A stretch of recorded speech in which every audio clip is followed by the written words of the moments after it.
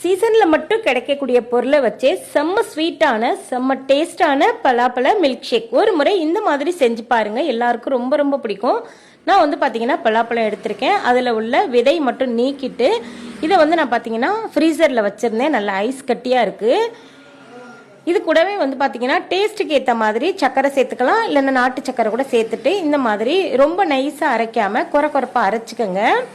First இந்த மாதிரி குறைப்பாக அரைச்சிட்டு நல்ல திக்கான பால், நான் வந்து பார்த்தீங்கன்னா நல்ல திக்கான பால் 1/2 லிட்டர் பாலை வந்து நல்லா சுண்ட காய்ச்சி நல்லா ஃப்ரீசரில் வச்சுட்டேன், நல்லா சில்லுன்னு குடிக்கிறதுக்காக. இப்போ வந்து நம்ம அரைச்ச அந்த பலாப்பழத்தில் வந்து நல்ல சில்லுன்னு இருக்கக்கூடிய பாலை வந்து சேர்த்து நல்லா கலந்ததுக்கப்புறம் மறுபடியும் மிக்சி ஜாரில் வந்து சேர்த்துட்டு லைட்டாக ஒரு பல்ஸ் விட்டு சுற்றுனீங்கன்னா அருமையான பலாப்பழ மில்க் ஷேக் ரெடி ஆயிரும்.